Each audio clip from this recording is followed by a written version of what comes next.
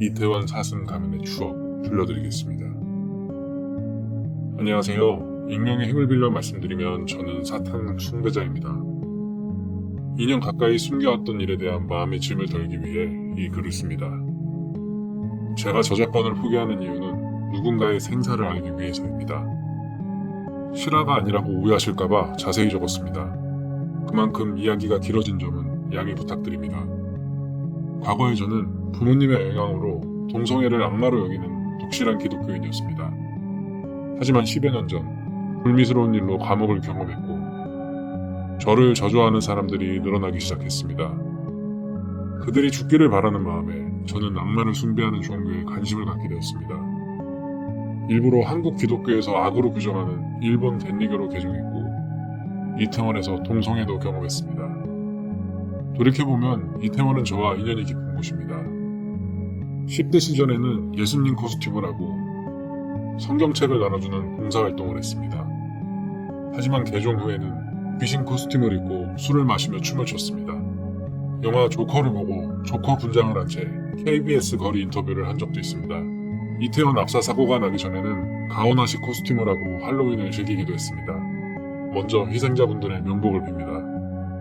이태원역에서 나오면 있는 세계 음식문화거리. 2년 전 대형 참사가 발생한 곳입니다. 이상하게도 저는 그 골목을 오를 때마다 마치 일본 신사의 도리의 문을 지나는 것 같은 압도적인 경외감을 느끼곤 했습니다.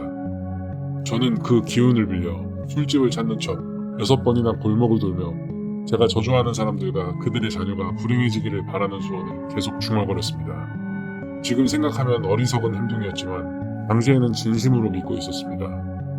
코로나가 끝난 뒤 할로윈 이후 대낮에 이태원은 몰카 범인을 찾는다는 뉴스로 어수선했습니다. 저는 또다시 골목을 돌며 저주를 빌었습니다. 가끔 아이들과 부모님이 사진을 찍자고 했고 다른 코스튬 참가자들과도 인사를 나눴습니다.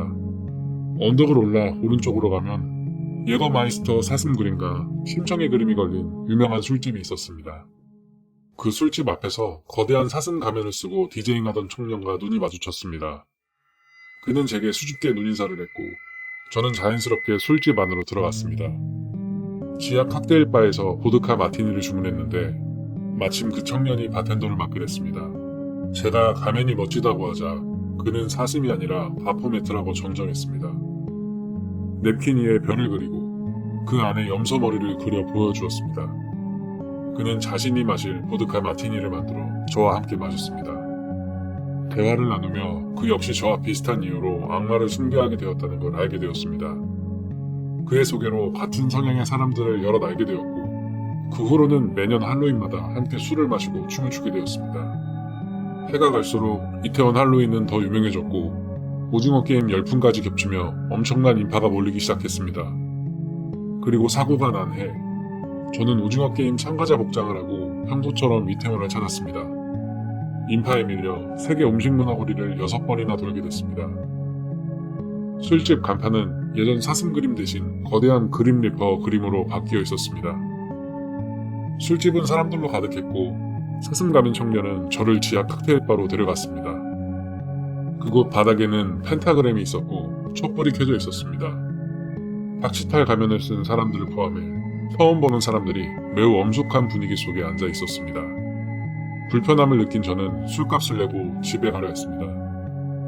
그때 사슴 가면 청년이 제 손목을 잡고 주방 뒷문으로 데려왔습니다. 그는 복도에 있던 고급 올리브유를 건네며 말했습니다. 내일 밤 이태원에 오지 마세요. 오면 죽을지도 몰라요. 그는 저를 안아주었습니다. 저는 사랑한다 말했고 그것이 마지막 만남이 되었습니다. 다음날 숙취 때문에 늦게 일어났습니다. 그런데 이상하게도 이태원에 가기 싫었습니다. 강한 불길함이 느껴졌기 때문입니다. 나갈지 말지 고민하던 순간 어머니에게 문자가 왔습니다. 지금 이태원에 있냐? 빨리 답장해라. 제가 집에 있다고 답하자 어머니는 TV를 켜보라고 했습니다. TV에서는 긴급 뉴스가 흘러나오고 있었습니다. 이태원은 전쟁터 같았습니다. 119 헬기 이야기와 수많은 심정지 환자들이 보도되고 있었습니다. 그러다 화면 속에서 황금색 코스튬을 입은 남성을 보게 되었습니다.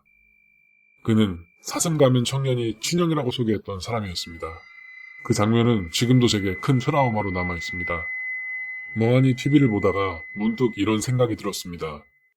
어제 그들이 했던 말이 바로 이것이었을까? 만약 제가 그들을 신고했다면 무언가 달라졌을까? 시간이 흐른 뒤 저는 더 이상 그날을 떠올리지 않기로 했습니다. 후회와 죄책감에 인생을 낭비하고 싶지 않았기 때문입니다. 그날 이후 사슴 가면을 쓴 청년과는 연락이 끊겼습니다. 하지만 그는 지금도 어딘가에 살아있을지 모릅니다. 혹시 이 글을 본다면 이 말만 전하고 싶습니다. The show must go on.